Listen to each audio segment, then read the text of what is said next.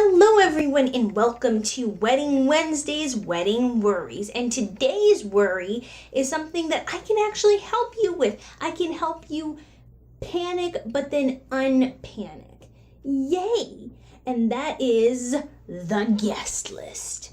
The guest list is a surprisingly expensive and source of stress. Now, if you're a person who thinks this list is easy, it's just the names of family and friends that we know. All we have to do is you have some friends and family and I have some friends and family. Simple.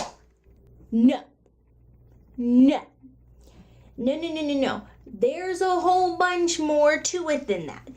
You have to think about Mother telling you about Great Aunt Petunia and Uncle John, who you've never met. Also, my book club, my boss, my secretary, my assistant, and we have to invite Judith Ann, because otherwise we'll never hear the end of that, especially after what happened at her son's wedding.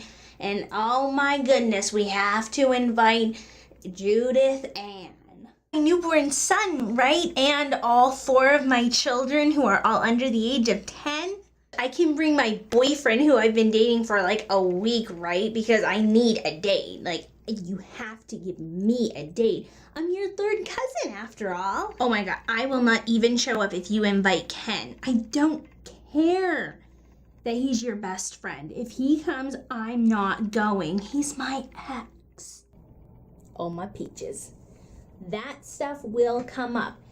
And you have to keep in mind that all of your prices, the expensive part is your guest, because every table that you're going to need, chair covering, invitation, multiple stamps, filling out those invitations, the envelopes they come in, thank you cards, those invitations, those stamps, every personalized napkin that you might desperately want, every drink, space for parking and chairs, all that stuff increases with your guest list going up. There are lots of ways to cut your guest list, but you want to keep, they are your guests. They're people who are caring about you. It's expensive to be a guest, because they have to take time off of work. They have to drive and use their gas to get to you. They might have to pay for parking or rent a hotel, and they're getting you a gift. It's a lot for them. So you want to be nice to your guests, but you also want to keep things in check. What I recommend you do, a lot of websites and articles will say to make an A-list and a B-list. The A-list are the people you absolutely have to have. Send their invites out first, and if you have room, invite some people from your B list. No matter how subtle you try to be, people are going to know they're on the B list, and that will cause rifts, and I'm all about avoiding drama. So what you do is you get yourself a notebook like this, just a regular thick notebook, and you make a list with you and your fiance and your future in-laws and parents, and you make a list, and you let your parents pick out some people and his parents pick out some people, or her parents if it's vice versa, gender role, whatever.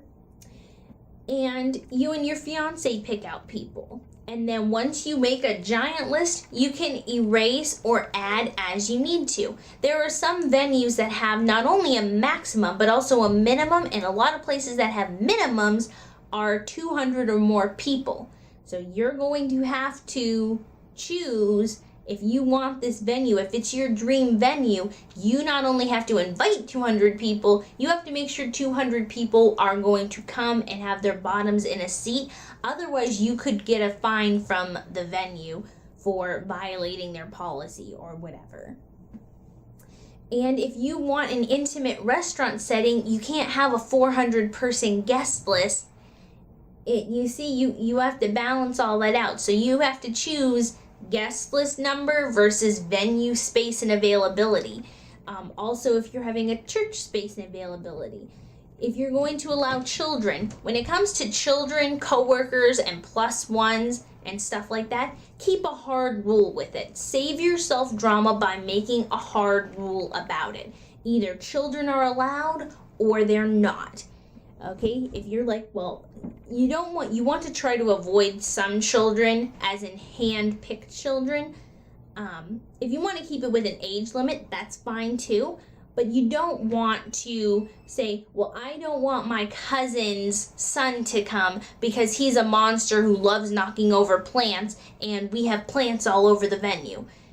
You don't want to cause drama. You don't want to cause rifts. The same thing with coworkers. You either invite all your coworkers or your whole department if you work somewhere larger, or you don't invite any. You generally want to invite your boss. It's considered polite. And you don't want to, to not hurt anybody's feelings. Just always tell them if they think they deserve an invitation, go, I'm happy that you want to share a moment with me, but I do have a budget restriction. I have space restrictions, and I put family over friends or something like that. And remember, it's your wedding. You want to be surrounded by people you care about. If you were really close to your roommate from camp, but you haven't talked in 10 years, or you only see the person you hung out with in college in passing and never ever do anything outside of that, you probably don't need to give them an invitation. My way of thinking of it is, if you received an invitation from somebody, would you want to do all the things, take off work, buy a gift, drive, fly, wherever, and do all of that for this other person? If you're suddenly looking at an invitation that you got, who are you? And you have to call a bunch of people and do a bunch of Facebook research to figure out who this person is, and they're your third cousin twice removed or something. If you think it would be weird to get an invitation, or you wouldn't care about a wedding like that, neither would they. If you haven't met that person, even if your parents think that you should, if you haven't met the person, they don't care about your wedding. They don't care that you're getting together with somebody, and you really shouldn't spend $50+ a plate and all of that extra space for a person who does not care about you or your fiance. Right? Right. When it comes to plus ones, keep it to married and engaged couples, or people who have been living together, a year or more. Stuff like that. Everyone doesn't need a plus one, and just whatever your rule is, that's your rule. You stick with it. That will help you with your guest list. And if you're a fortunate person, you're like, oh, I have a little bit more wiggle room, or, oh, I really need to cut some people, go ahead and do what you have to do with your guest list. It's going to cause trauma. There are going to be people who go, you're not inviting them? How dare you? Or really, you're not letting children come? That's really rude of you, because that means that I have to find a babysitter.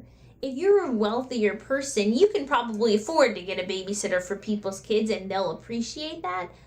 But, you're inviting people. Keep in mind that it's just an invitation. If they decide that they don't have the time, or don't want to come, then just think of it as you saving your costs, and, take the loss. Then, maybe they shouldn't have gotten an invitation in the first place, or things happen, their kid, they care about their kid more than they do you, and they don't want to leave their kid on the weekend, whatever. So I hope that you enjoy. I hope that this was helpful, and I will see you next week for Wedding Wednesday. Bye, everyone.